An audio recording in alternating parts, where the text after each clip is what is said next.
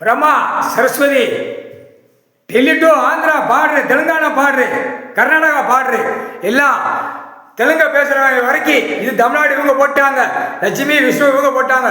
பூரா தமிழ்நாட்டில் அரசியல்வாதி தமிழ் வார்த்தை பேசல.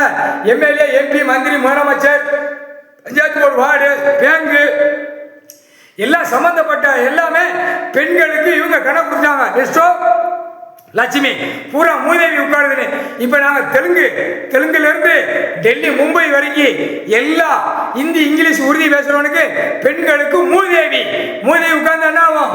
இப்போ பார் என்ன நடக்குன்னு பார். பூமி ரத்தம் சிந்தனடா. தமிழ்நாட்டில் மூதேவி உட்கார்ந்துட்டாரா? இல்லை, தமிழ்நாட்டு முதலமைச்சர் பொண்டாட்டி மேலே மூதேவி உட்கார்ந்துருக்கா.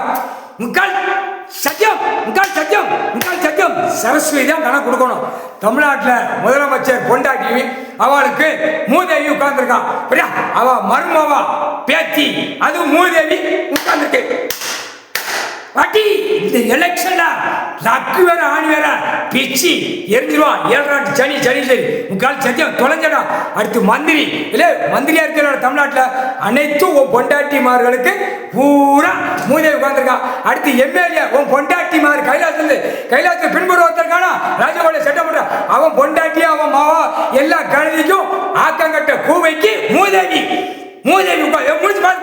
முடிச்சு போடா ராஸ்கல் பேப்பர் வச்சு எல்லா எம்எல்ஏ, எம்பி, மந்திரி பூரா மூதேவி. அதே மாதிரி டெல்லி குடியரசுத் தலைவர், ஜனாதிபதி, நிதியமைச்சர், ஆளுநர் எல்லா ஆக்கங்கட்ட கூவைகளுக்கு பெண்கள் மேல மூதேவி.